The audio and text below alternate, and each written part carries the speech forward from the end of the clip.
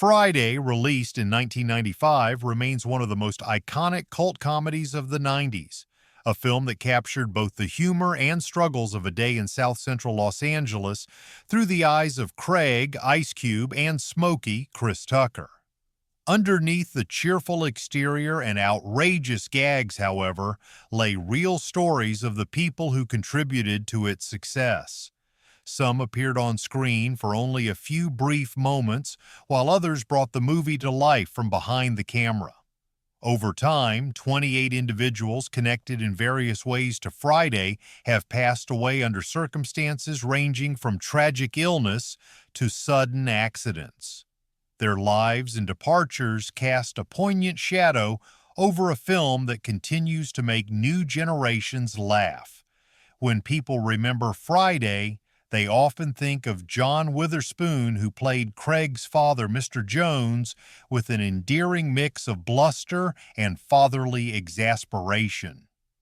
Born on January 27, 1942, Witherspoon had already made a name for himself in stand-up and on television, but his role in Friday elevated him to a new level of comedic fame.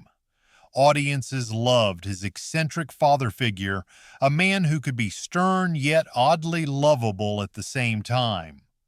Off-camera, Witherspoon was known as a devoted family man who took pride in his two sons and embraced a comfortable, ordinary life away from Hollywood's glitz. Even in his mid-70s, he stayed active, touring with stand-up comedy shows. Sadly, on October 29, 2019, he passed away at 77 from what was believed to be a cardiac issue. Those who recall Friday also remember Tommy Tiny Lister Jr., better known as Debo, the neighborhood bully who loomed like an intimidating shadow over every scene he was in. Born on June 24, 1958, Lister used his imposing physique, he was over 6 feet tall and had wrestled professionally, to embody Debo's menacing presence, striking fear into viewers. Offset, however, he had a surprisingly gentle personality and delighted in meeting fans who found him less intimidating than expected. Over the years, he continued acting in films, music videos, and even did voiceover work. In December 2020, at the age of 62, he passed away unexpectedly in his home, later reported to have been related to heart problems. The shock was palpable, as just weeks prior he had been posting lighthearted social media videos. Another face that lent Friday its comedic punch was Bernie Mac, who portrayed the local Pastor Clever. Although his scenes were brief, his performance left a memorable impression. His reverend was pompous, flirtatious, and subject to hilarious comeuppance when his secret was revealed. Bernie Mac, born on October 5, 1957, had long been a stand-up legend in Chicago before breaking into film and television. His star kept rising after Friday, including his own sitcom, The Bernie Mac Show, which showcased both his sharp comedic timing and his knack for heartfelt family moments. Diagnosed with sarcoidosis, a chronic illness affecting his lungs, he fought through the condition while maintaining a busy career. In 2008, complications from pneumonia ultimately claimed his life at the age of 50, leaving behind a legacy as one of comedy's brightest lights and a beloved figure who was as kind and genuine behind the scenes as he was larger than life on stage. One of the more surprising facts about Friday is that it included a cameo from Michael Clark Duncan, uncredited as a background craps player. Born on December 10, 1957, Duncan had an imposing stature similar to Tiny Lister's, but a temperament often described as gentle and introspective. He would later earn an Oscar nomination for The Green Mile, proving his dramatic range far exceeded fleeting appearances. In 2012, after experiencing a heart attack, he died at 54. Friends and colleagues spoke of a man who never let fame overshadow kindness, someone who remained humble about his talent and always had a word of encouragement for newcomers. Few comedic side characters have been as unforgettable as Ezal, the chatty, quick-moving hustler portrayed by Anthony A.J. Johnson. Born on February 1, 1966, Johnson had grown up around the comedy circuit, influenced by his father, who was also a performer. A.J. brought Ezal to life with physical comedy and spontaneous wit, giving the film one of its most quotable lines. Fans still recite his jokes decades later. Behind that humor, though, he wrestled with personal struggles that sometimes complicated his career trajectory. In September 2021, he passed away at 55 after being discovered unresponsive in a Los Angeles store, prompting an outpouring of tributes from fans and fellow comedians who recognized his talent for turning even short screen time into comedic gold. Another comedic presence in Friday that people often recall is Ronaldo Ray, playing the father of Red, the unfortunate guy who got his chain snatched by Debo. Born on January 27, 1940, Ray was a stand-up comedian with a style full of observational humor and quick jabs. His cameo in Friday was brief but memorable. He confronted Ice Cube's Craig with a memorably exasperated rant.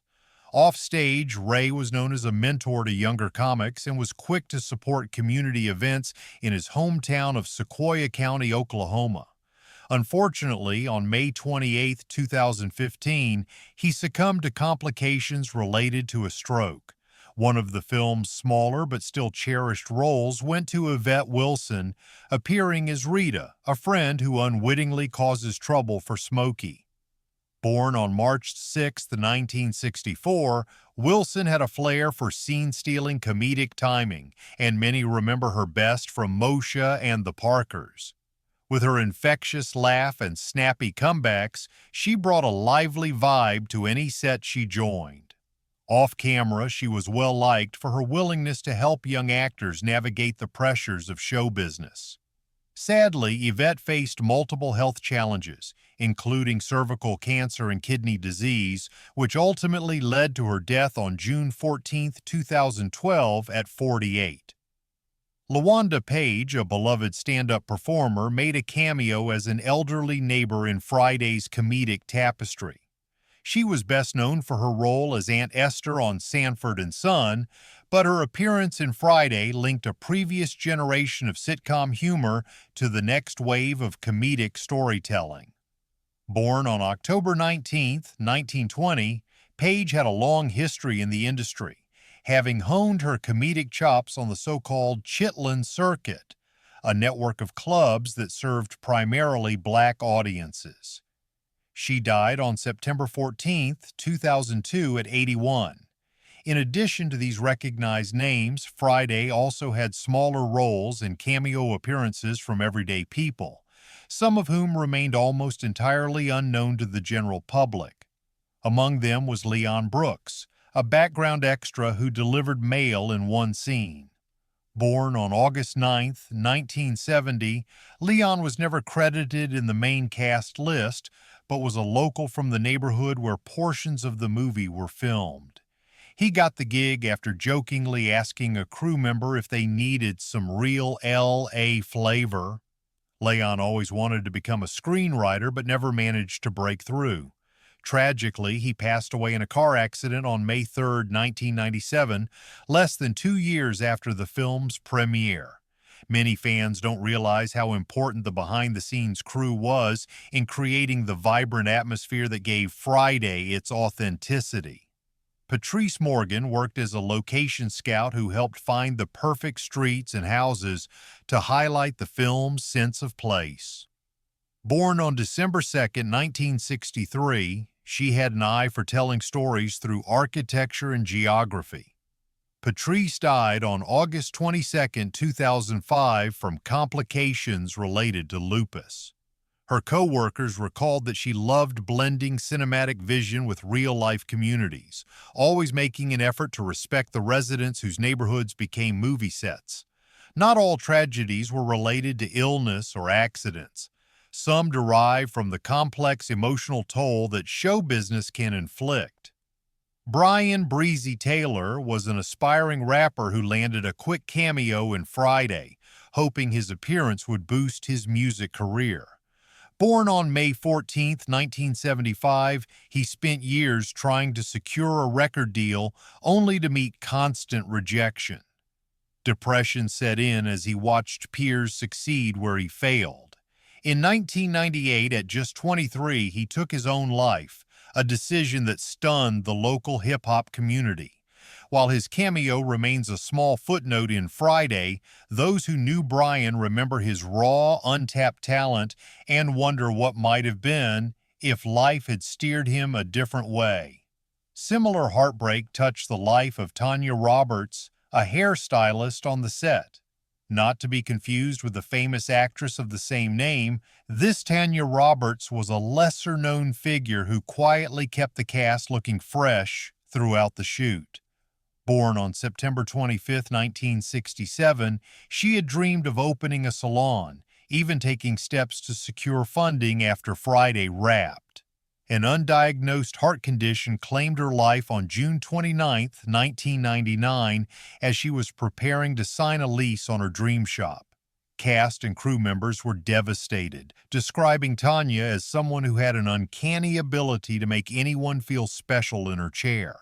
Crew members often face physical risks that go unnoticed. Jack Sully Sullivan was a key grip who managed lighting and rigging, critical tasks to ensure each shot was well lit and safely executed. Born on November 3, 1955, Sully was known for his unwavering dedication to safety protocols. Yet a freak accident during a post-production reshoot in March 1996 left him severely injured when equipment malfunctioned. He died in the hospital on April 2, 1996, at age 40, leaving behind a wife and 3 children. For every major comedic star, there are individuals like Cynthia Harris, a production assistant who did everything from grabbing coffee for cast members to organizing call sheets. Born on April 15, 1973, Cynthia was a film student enthralled by the behind-the-scenes workings of Hollywood. She relished the chance to observe talents like Ice Cube and Chris Tucker at close range. After Friday, she moved between odd jobs, never landing steady work in the film industry. In 2002, she was diagnosed with a rare autoimmune disease that took her life a year later. Even cameo dancers can leave a legacy. Rochelle Fleming, born on January 18, 1978, landed a brief background role in Friday as a dancer in one of the neighborhood scenes. She had trained for years in modern dance, longing for a big break that never truly materialized. Outside of film sets, she taught at a local dance studio, encouraging young girls to find joy in movement. In 2007, Rochelle died in a bus crash while traveling with students to a dance competition. Her family recalls that her biggest dream was to open a community center combining arts education with outreach programs. Some found a second calling thanks to Friday, like Daniel Garcia, a food truck owner whose truck appeared in a quick scene. Born on July 29, 1960, Daniel was approached by producers needing a realistic street food vibe. After the movie, business soared and he briefly flirted with becoming a film consultant for authenticity. However, in 2010, he was diagnosed with colon cancer, and despite surgeries and chemotherapy, he passed away in 2012 at 52. His children continue to run the food truck, proudly displaying a photo of Daniel on set with Chris Tucker. Medical emergencies sometimes struck even the most seemingly healthy. Byron Flex Daniels was the on-site medic for the Friday production, known for his quick reflexes and caring demeanor.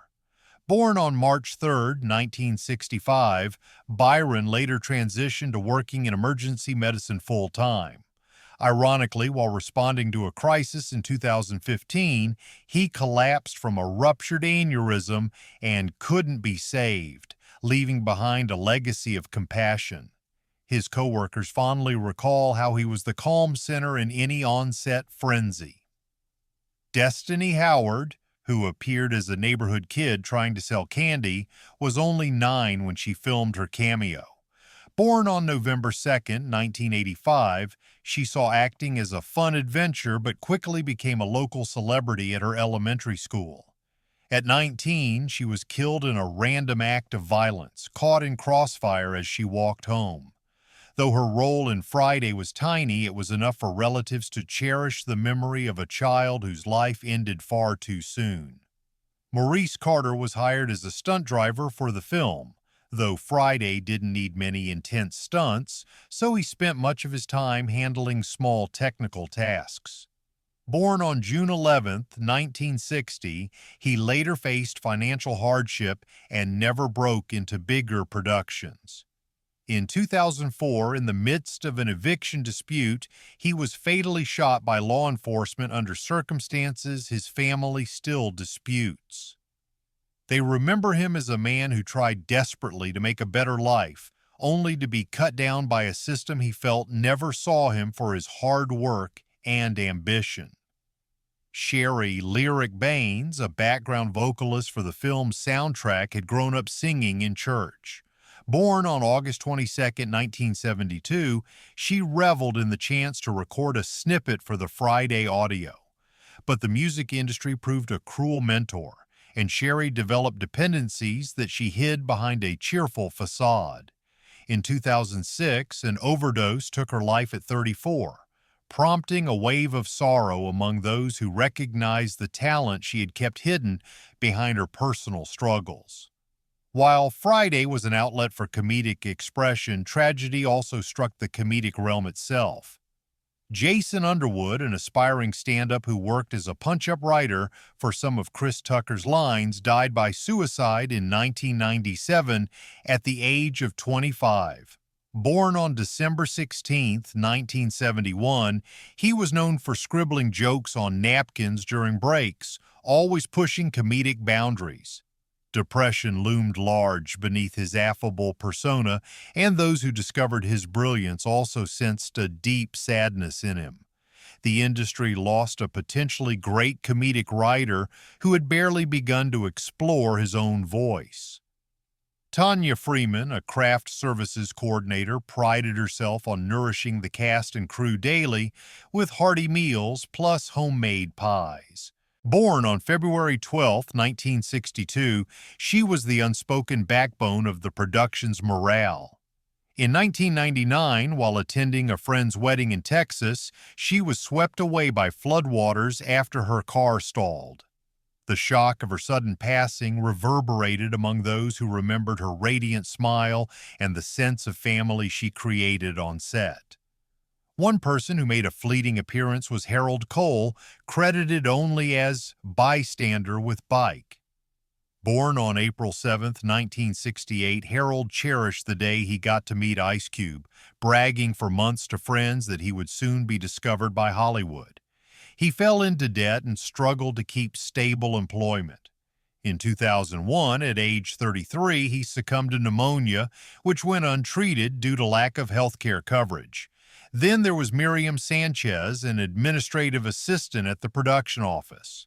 Born on January 6, 1964, she was in charge of finalizing extras paperwork and updating daily schedules.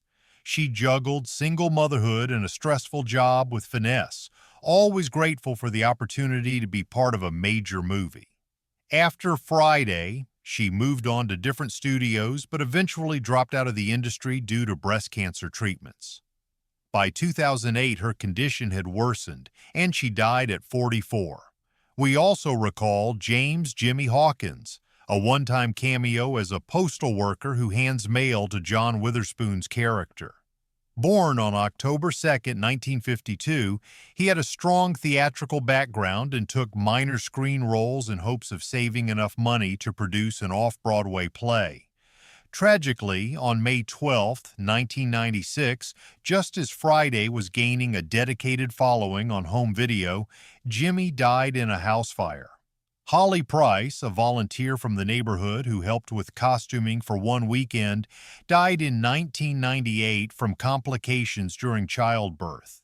She was only 24, leaving family members to recall how excited she'd been to see herself listed among the movie's volunteers, even if her name flashed by quickly. That small acknowledgement gave her a sense of pride, and her family says Friday was the first and last film set she ever worked on. Tori Dunn, a dialogue coach for certain cast members. Born on May 1st, 1961, Tori specialized in helping comedic actors refine their timing, ensuring lines hit precisely for maximum laughs. She was credited in the film's extended listings but never got mainstream recognition for her efforts. In 2003, she fell ill with complications from diabetes and died that same year. Robert Rob Milton, a security guard who patrolled the set to keep fans from wandering into the shot. Born on January 11, 1958, Rob was well-liked for his good sense of humor, a fitting trait for a film that thrived on comedic energy. After Friday, he continued working security gigs at various production houses in Los Angeles. In 2015, he was fatally struck by a drunk driver while on his motorcycle. Lillian Lily Jacobs, a film student who served as an intern during post-production, logging footage, and time codes. Born on March 9, 1976, Lily was in her final year of film school and dreamed of directing documentaries. She was ecstatic about Friday's success, believing it might lead to more opportunities for her in comedic or dramatic projects. In 2001, she died from a brain aneurysm at age 25, leaving behind a half-finished short documentary that classmates later screened in her honor. Thank you for taking this journey through both nostalgia and the bittersweet realities behind it. Friday was, and remains, a comedy that stands the test of time, but as we've seen, its legacy is also built upon 28 stories that ended in heartbreak. Each of them left a subtle yet real imprint on the film's enduring success. Whenever you revisit that famously laid-back Friday on screen, remember the people who made it possible and appreciate how precious every moment can be.